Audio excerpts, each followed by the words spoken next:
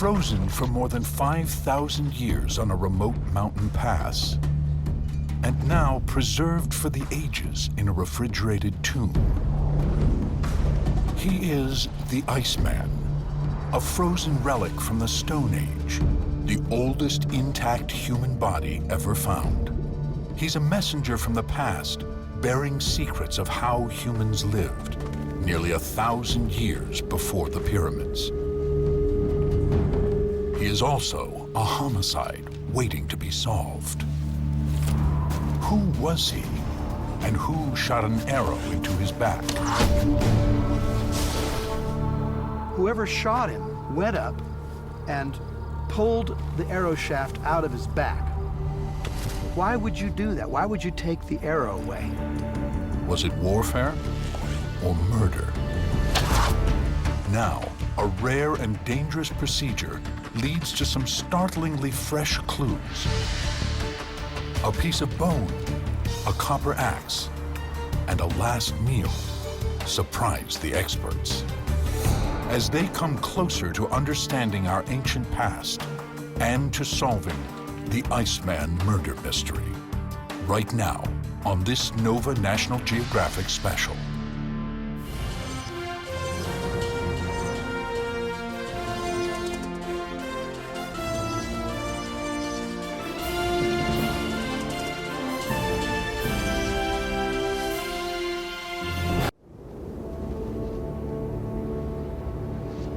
On a remote mountainside, high in the European Alps, a man makes his way through the thin mountain air.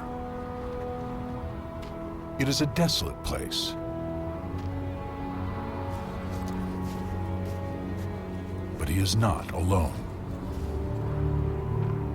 On this day, 3,000 years before the birth of Christ, this man's life will end in a violent death.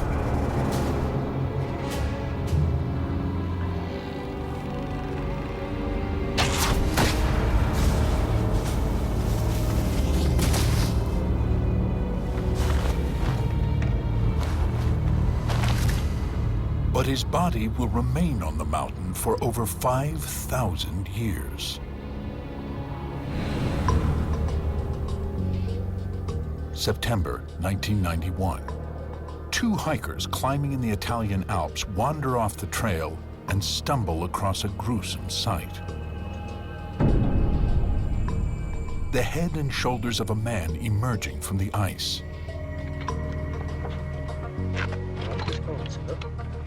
At first, the pathologist responding to the scene assumes it's simply the remains of an unfortunate hiker, one of many lost to the Alps over the years. But this body looks different. It shows almost no signs of decomposition. Its skin and flesh appear to have been freeze-dried. Hands, feet, even eyeballs are still intact. The mountain air and ice had transformed this corpse into a mummy. As the recovery continues, some unusual items begin popping up. Bits of leather and handmade rope, and a knife with a flint blade. This was no ordinary hiker.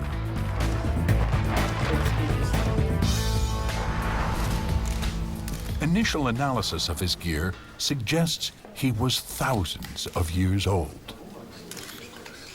The find causes a worldwide sensation. The press dubs him the Iceman, or Ítzi, after the Ítzi Mountains where he died. Eventually, carbon dating confirms that Ítzi died 5,300 years ago. His were the oldest intact human remains ever recovered. What can they tell us about our own history? And about how this man died up on that mountain? For some reason, Ítzi makes a fateful journey up this ridge, along this valley, all the way up. he goes from essentially about 1,000 feet to almost 11,000 feet. Why? At first, they suspect he was lost in a storm. But mounting evidence begins to suggest something else happened to the Iceman, something more violent.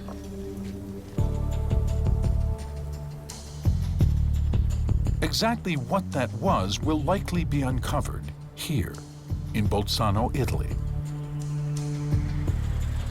Just 30 miles from the spot where he died, a multi-million-dollar museum celebrates what could be the world's oldest open case of homicide. Ítzi's mummified body is on display, carefully frozen in a custom-made crypt. Temperature 20.3 degrees Fahrenheit, relative humidity 98%.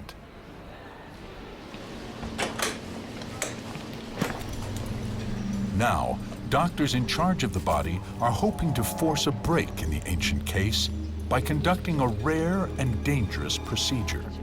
They are letting the Iceman's body defrost.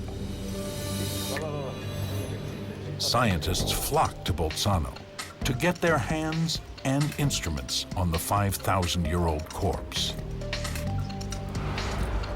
They will be following fresh leads about the Iceman's death, but also his life at a key turning point in human civilization. They will have just 9 hours to complete their investigations before the Iceman must be refrozen.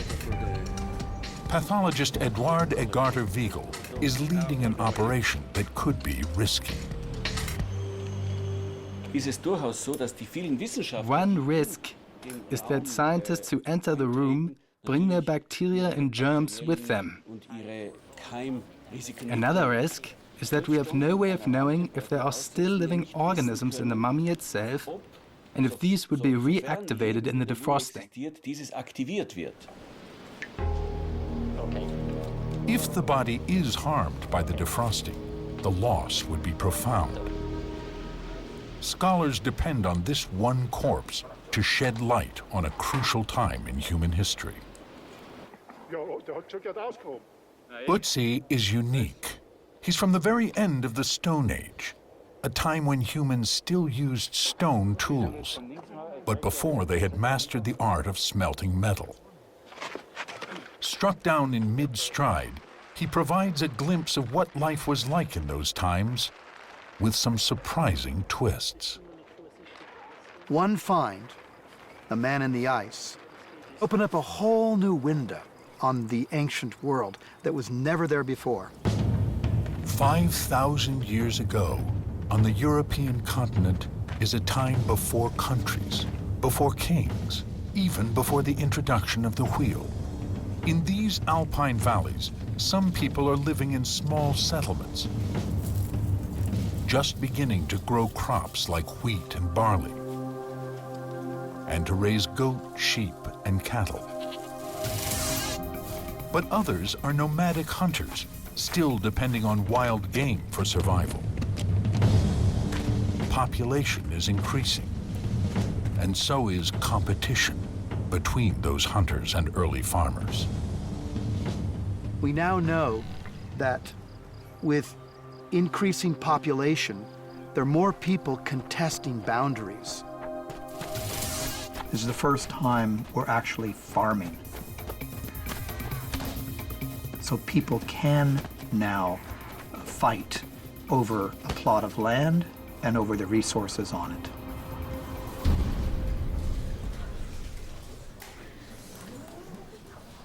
Ítzi's gear, well preserved by the icy glacier, provides a critical insight into prehistoric culture.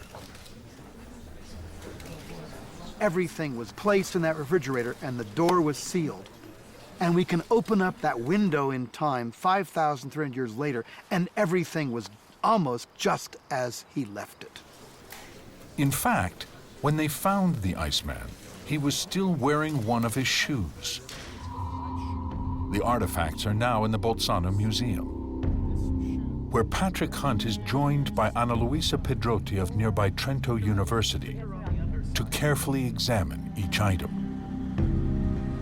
Searching for clues not only about Itzi's culture, but about his last day alive.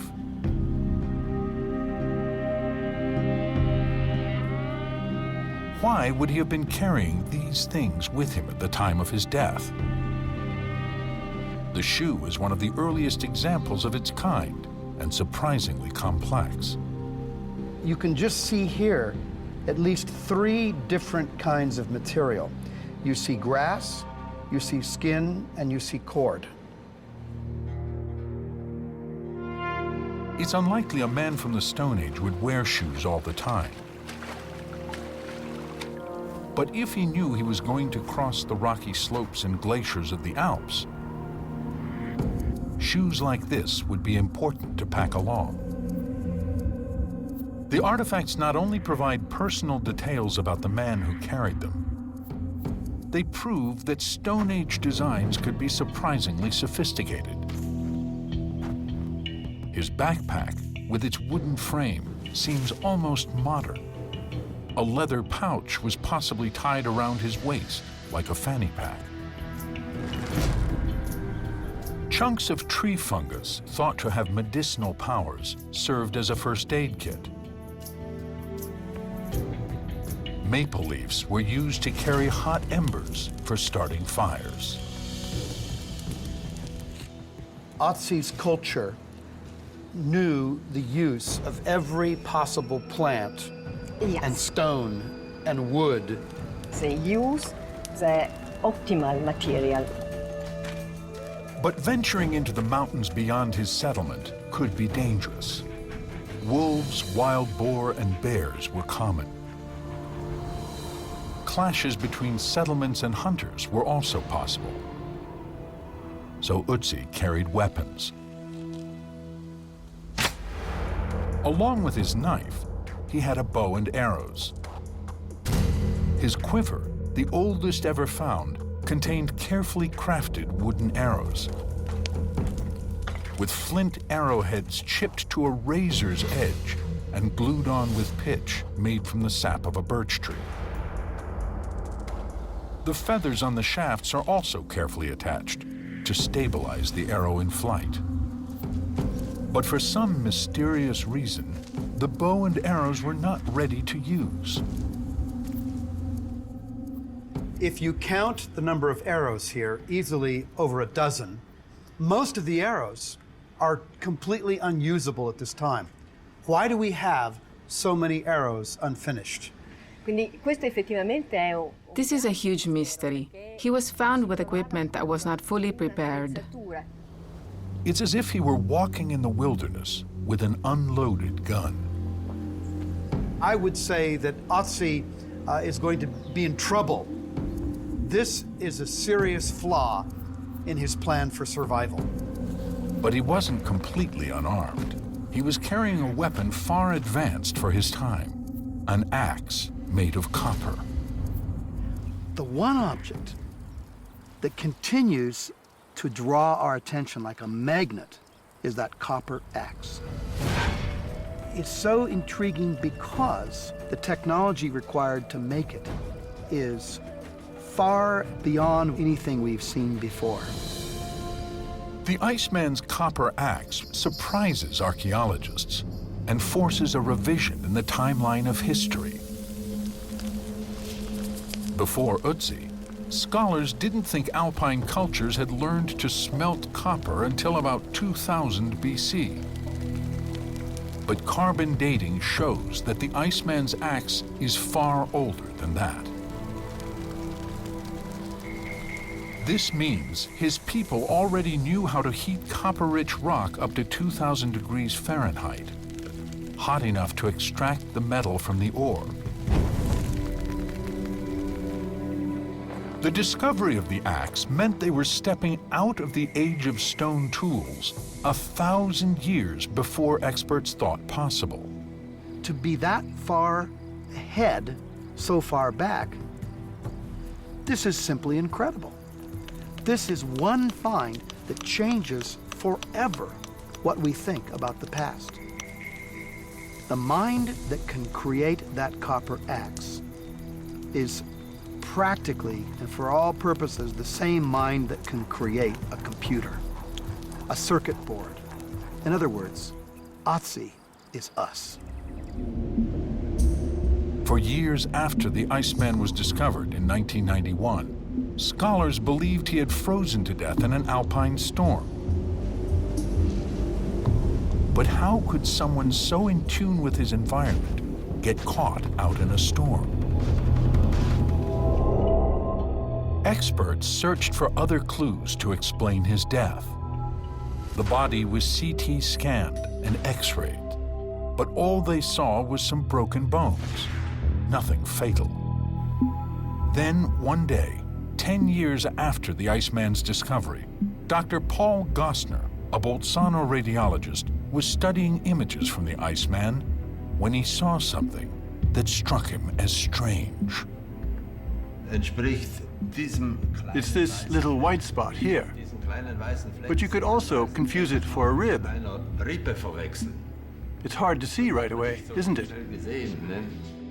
As Gostner began to look again at the original X-rays, he saw something that didn't add up. So he had a CT scan image taken. And this time, there could be no doubt. There it was, lodged in the Iceman's back, an arrowhead made of stone.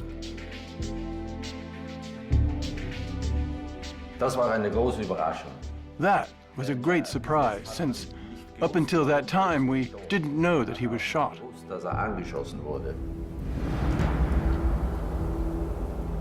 But did the arrow kill the Iceman? We know he was shot in the back, from slightly down below, with an arrow that penetrated his scapula, his shoulder blade.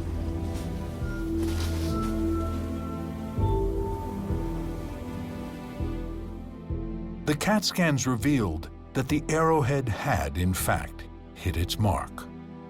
The arrowhead penetrated a subclavial artery so that Ötzi bled to death very, very quickly. Who killed the Iceman, and why? The desire to solve this ancient homicide drives researchers back to the body one more time. In the small operating room at the Bolzano Museum, an international team of nearly 24 researchers has gathered for the chance to examine the mummies. One of their first objectives will be to see if they can get a look at the fatal arrowhead. Over 2 decades, scientists have learned a great deal about the Iceman. From his skeleton, they know he was about 5 feet 2 inches tall. Evidence of muscle development in his legs indicates a grueling routine of mountain hikes. The softness of his hands suggests he was not a farmer working the earth, but perhaps a hunter or a shepherd. While study of his bones reveals that he was in his 40s the day he died. Identifying marks include over 50 tattoos of unknown significance.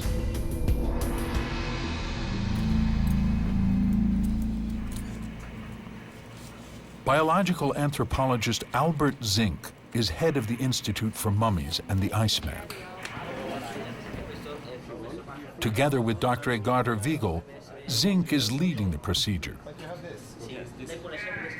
We're all a little bit excited and also nervous because we have a lot to do, and we also have to be sure that the Iceman doesn't have any damage due to this investigation. After a night spent outside his freezer, Ötzi is thawing nicely. As the mummy melts, he starts to sag. To prevent the body from completely falling apart, scientists place him in a special box. The box will allow them to move the body without damaging it and without altering the position of the limbs.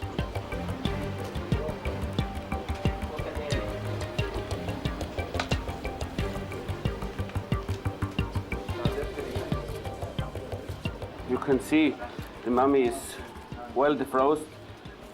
tissue is soft. So I think that we can start now with the investigations.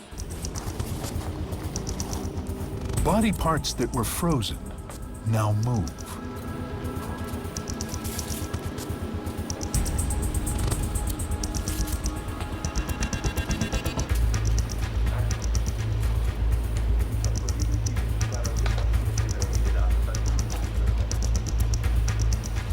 With just 9 hours to conduct their investigations, each team must stick to a tight schedule.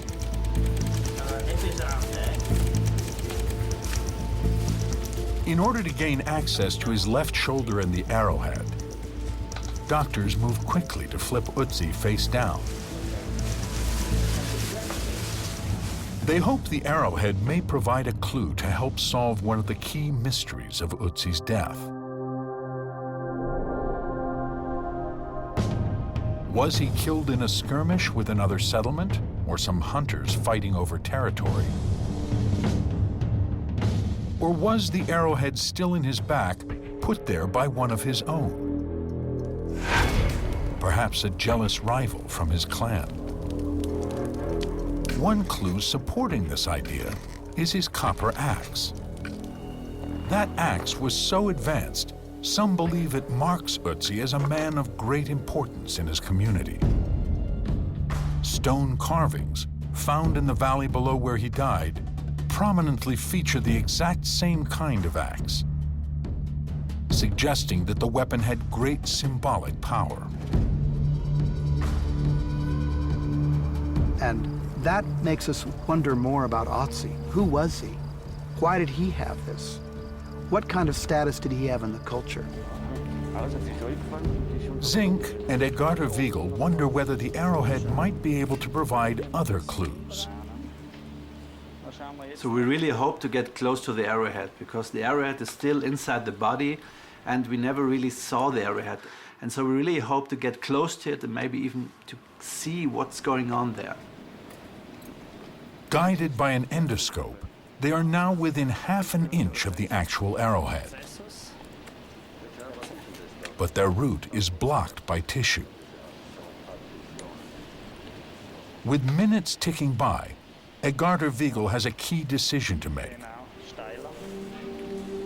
So far, they have used pre-existing access routes, created long before the presence of the arrowhead was known. If Edgardo Vigel gives the okay to cut the Iceman in a new place, they will surely be able to gain access to the Stone Age arrowhead. But this creates a dilemma. It's Edgardo Vigel's mission to learn all he can about the mummy, but it's his duty to keep it from harm.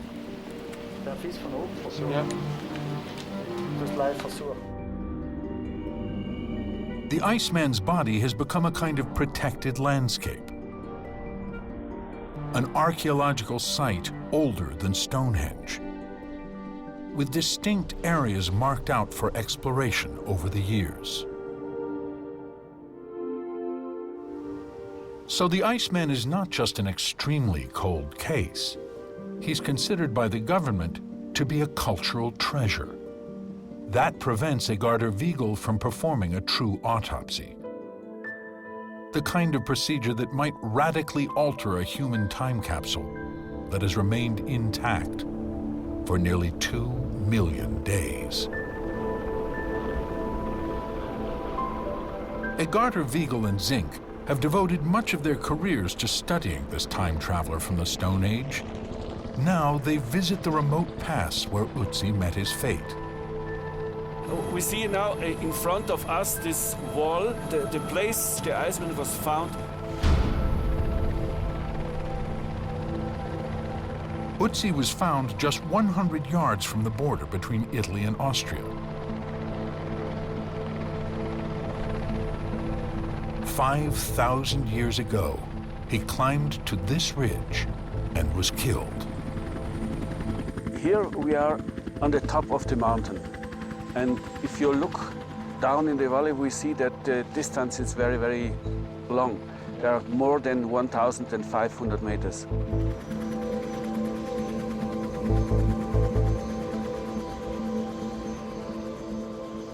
So we can see here very well that here was the glacier, and the glacier tends to move down.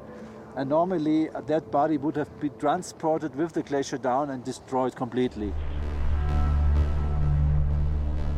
Most bodies lost in glaciers get buried in the river of ice and slowly glide down the mountain along with tons of stone and other debris, all grinding together. Alpine glaciers typically move about 100 feet per year. And after a few hundred years, most of the debris that gets caught up in them emerges at the bottom along the melting edge of the ice.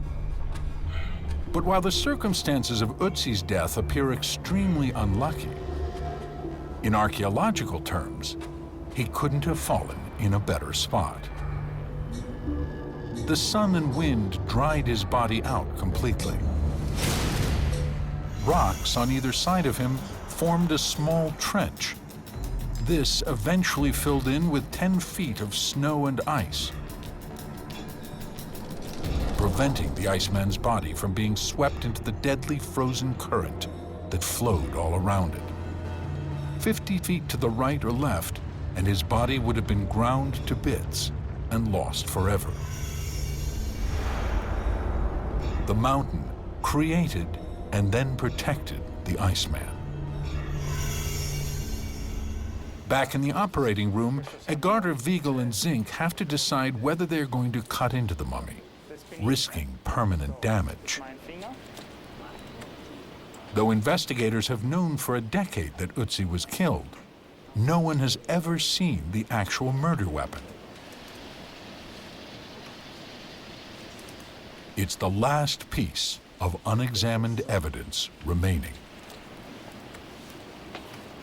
The team going after the arrowhead is tantalizingly close.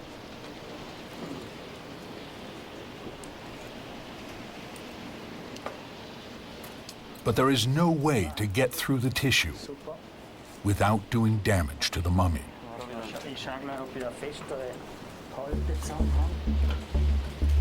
Edgardo Vigel decides to play it safe and move on without making a new incision. We want to make sure that Ítzi is kept intact. Archaeologists have a tendency to alter the artifacts in a very destructive way. Once you excavate some sites, you can never go back, and you can't correct your mistakes. You can't do it over again. Though the arrowhead is critical, it's not the only evidence in the case. The idea that Ítzi was killed in a skirmish with a rival settlement or band of hunters seems to be supported by microscopic signs that he was on the run in the days leading up to his violent death. He's carrying those tiny clues in his intestine. Wherever you walk in late spring to early summer, there's going to be a lot of pollen in the air. The pollen is going to also be in his throat and on his food. At different elevations, different trees release their pollen. In this region, a tree called hornbeam dominates the lower elevations, while higher up the mountain, conifer forests cover the slopes. In Ítzi's intestine, scientists find a layer of hornbeam pollen. On top of that, a layer of conifer. It's a clear indication he's moving up the mountain.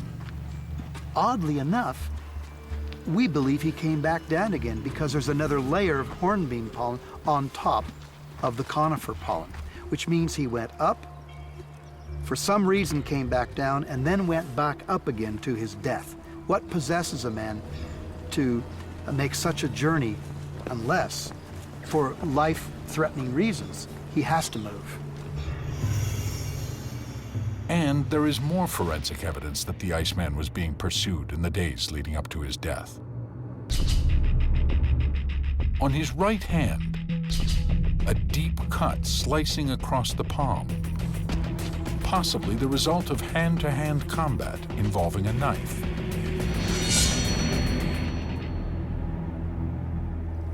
So, has he been in a battle? Has he already been fighting for his life?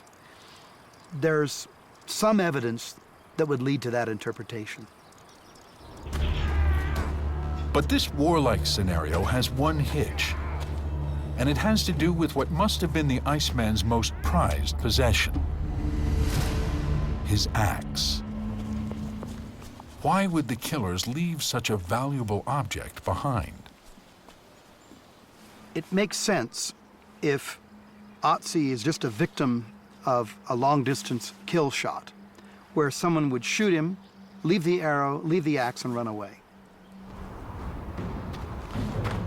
But the shaft of the fatal arrow was never found, suggesting the attacker got close enough to pull it from the Iceman's back. Anyone getting that close to the body would have been within reach of Utzi's copper axe. Why was the axe left by his body? A huge mystery.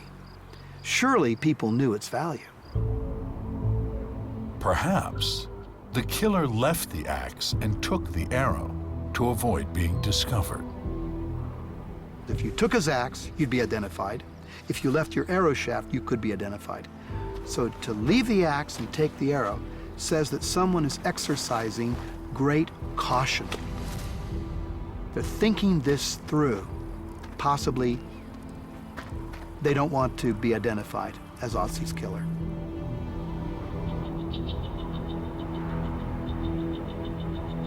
Okay, yeah. In the search for more clues about Utzi's killer, it's time for a new group to have their turn with the body.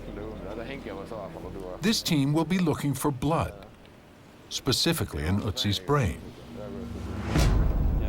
On scans of Utzi's skull, there are clear signs of fracture.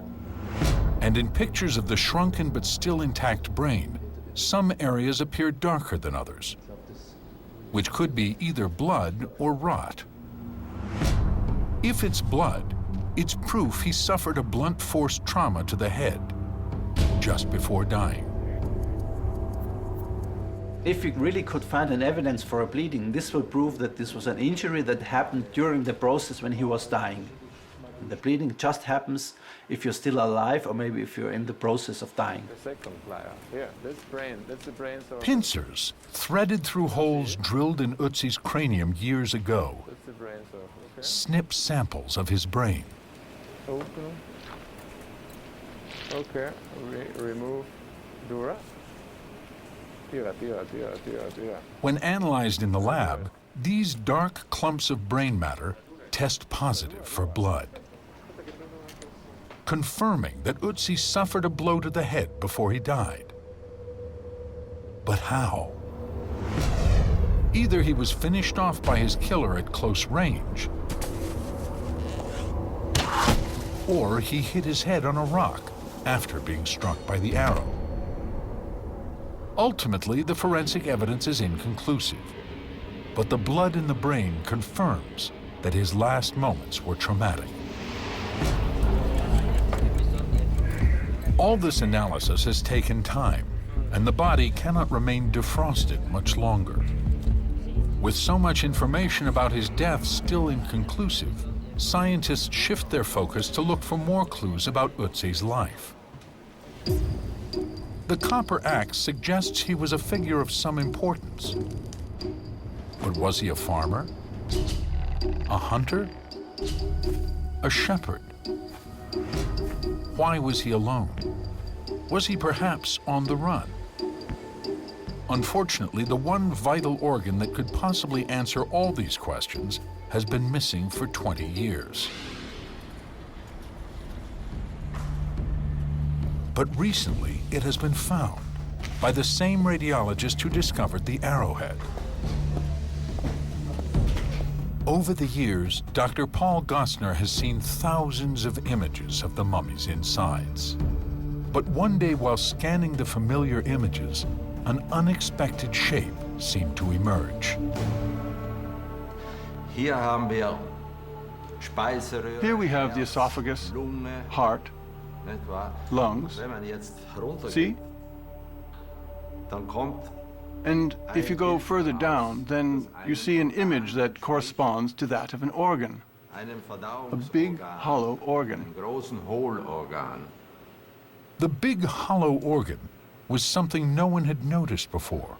The Iceman's stomach.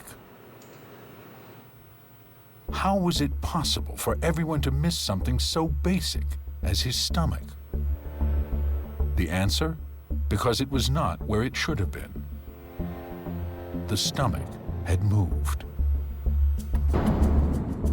When the Iceman was found, his body was draped face down over a rock. For 50 centuries, he hugged that rock, pressed under tons of ice. His body, squeezed between the rock below and the ice above, pancaked. While the organs inside his body were preserved intact, some of them were squeezed out of place. The stomach usually sits in the upper abdomen. When a person stands, then the stomach moves down a bit. When a person lies on his stomach, then the stomach pushes up.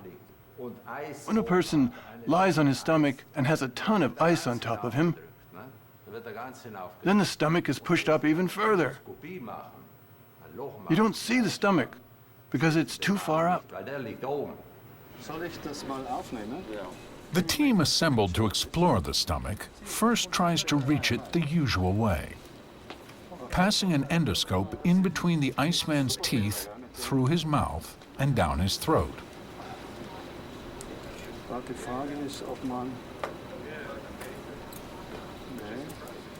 But the Iceman's body is too compressed.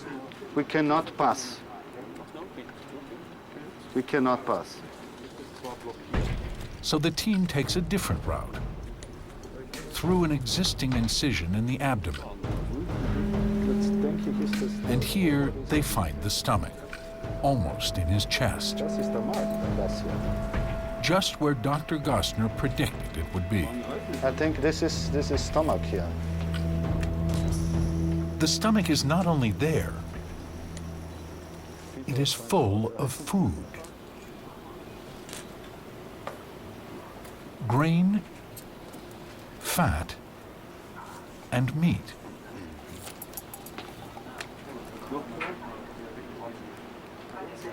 So much material from the stomach now. Initial analysis establishes the grain is a variety of wheat called einkorn. Einkorn was one of the first grains cultivated by human beings. The meat is ibex, a kind of wild goat still roaming the Alps. This last meal confirms the Iceman lived at a turning point in history. He and his people were just beginning to farm, but they still depended on meat from wild game. Ítzi himself may have been a hunter connected to a small farming community. However he made his living, he was well fed.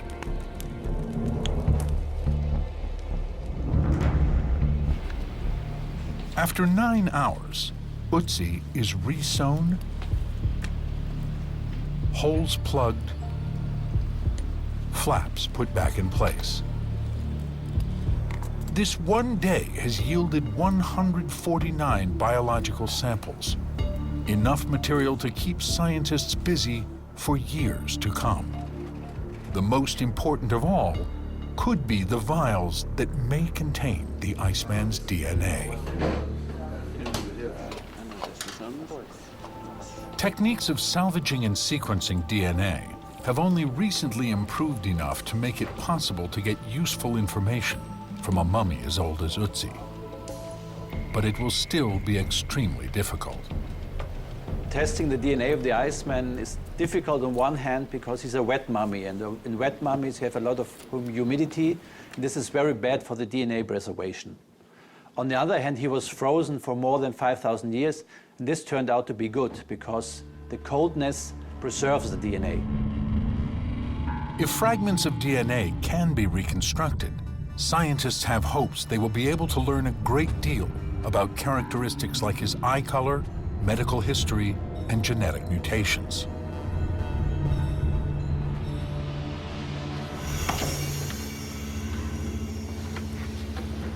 But first, they have to get the DNA. They will follow a multi-step process in order to see if it is even possible. For Angela Grafen, a researcher at Albert Zink's lab, helping to piece together the Iceman's genetic profile is the chance of a lifetime. I've always been very interested in mummies. And when I got the chance to work on the Iceman, yeah, well, of course, it's everybody's dream to work on such a well-known sample as that. First, Grafen cuts the precious sample of Utzi's bone into smaller pieces using a diamond-tipped saw.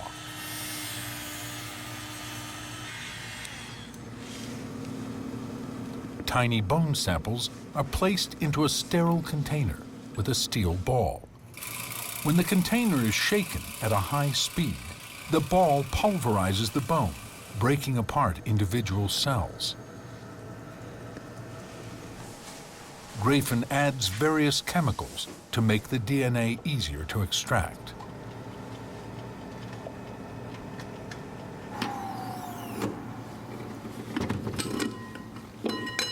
Days later, what's left is a mixture of clear water and a golden-hued, pure DNA. The DNA is sent from Bolzano, Italy, to a lab outside of Boston that specializes in reconstructing DNA. Ancient DNA is very different from modern DNA for several reasons. One of the bigger issues with ancient DNA is contamination. Contamination occurs when the DNA from an outside source, whether from a microbe or a human being, gets mixed up with the DNA being studied. Over the years, countless people have touched the mummy, leaving traces of their own DNA behind. So Zink and Egarter Wiegel took their samples from deep within Utzi's bone, counting on the outer bone to provide a natural seal to protect the inner bone from contamination. Because the procedure was so meticulous, the DNA extracted is remarkably pure. 97% is Utzi's. But there is a mysterious 3% that clearly does not belong to him. We found an interesting surprise when we looked at this contamination. A significant portion of the contamination was actually attributable to a microbe that causes Lyme disease.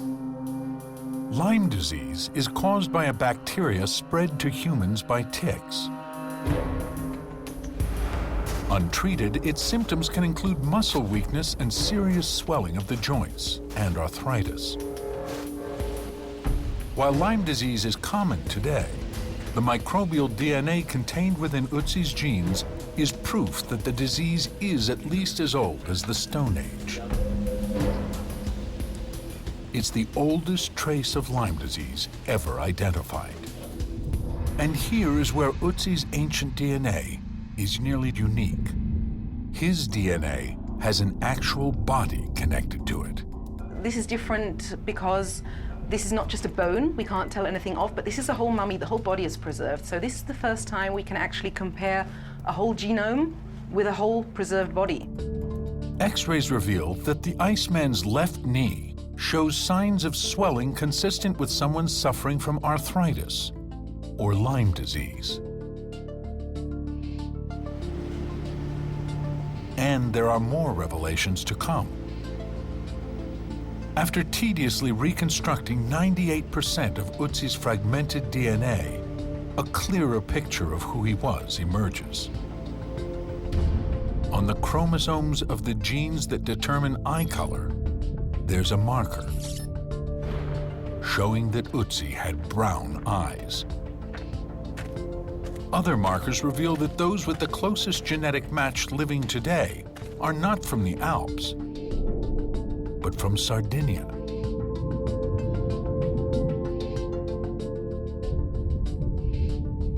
They also found that Lyme disease is not the only ailment Utzi shares with 21st century humans. Another surprising thing that we find in sequencing Utzi's whole genome is that he had a marker for heart disease. And of course one would ask, isn't that a modern disease? Why should he have those? And we know a bit about his lifestyle. He wasn't overweight, he wasn't lazy, he didn't sit on his sofa all day. So where could he have got those from?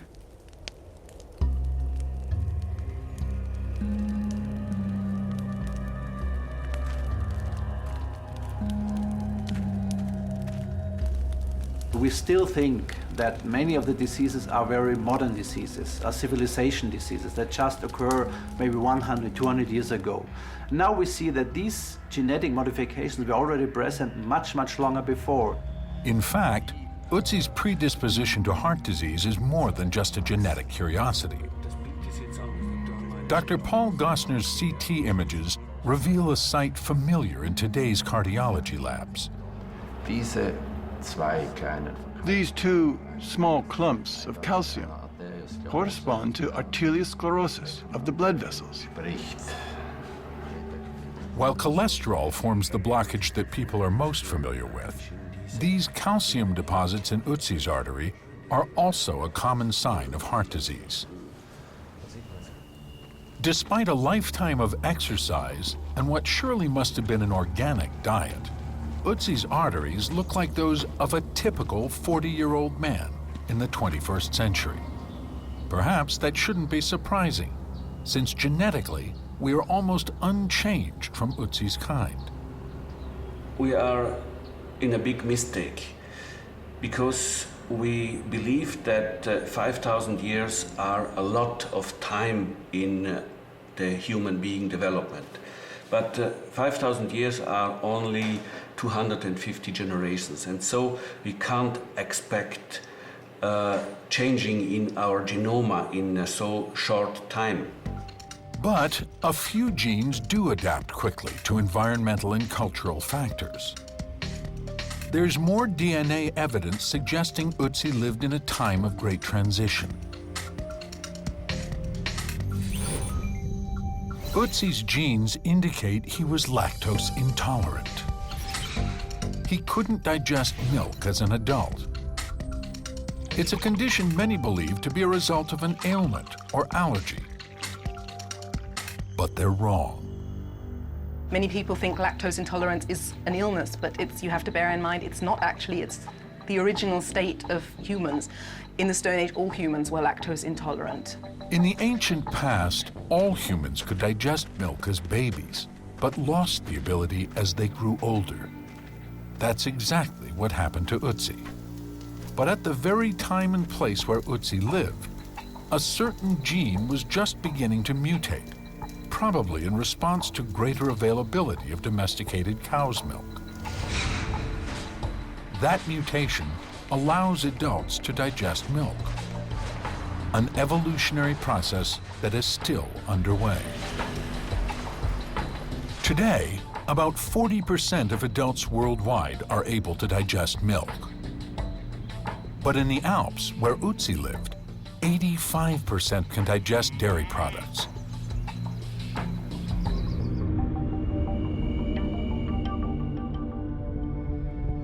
DNA analysis suggests Utzi lived in a time of significant change, but it gives few clues as to how he died.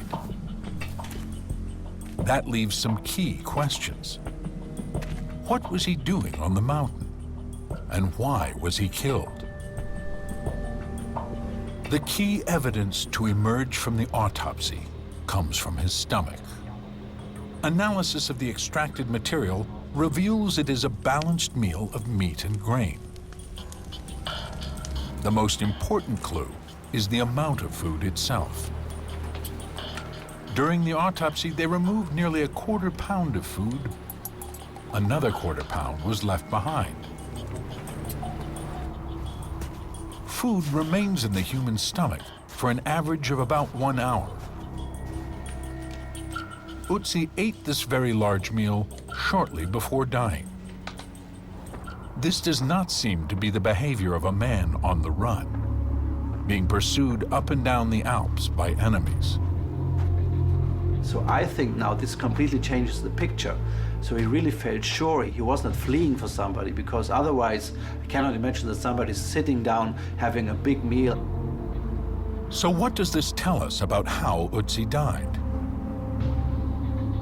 add up the evidence.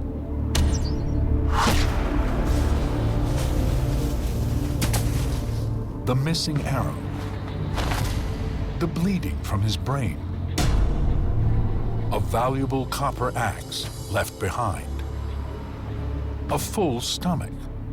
Zink and Edgarder Wiegel think this final clue tips the balance. They now are convinced the Iceman was killed by someone he knew, perhaps a member of his own community.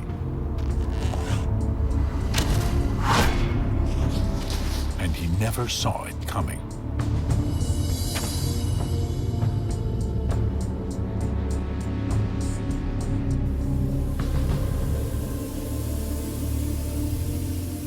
With the procedures complete, the samples taken, the visiting scientists gone, Edgarder Wiegel preps the body to be refrozen. During this period, I'm alone with the mummy. Naturally, you let your mind wander, and science is no longer the focus, but you think about how this was actually a person who lived 5,000 years ago. What is his face telling me? What is the position of his body telling me? Then I start thinking about mortality, and well, I feel a real connection with him. Now, for a while at least, the Iceman will be left in peace. Of the estimated 100 billion humans who have been born and passed from this earth, the Iceman has managed to survive the ravages of time. And he continues to help us understand what it means to be human.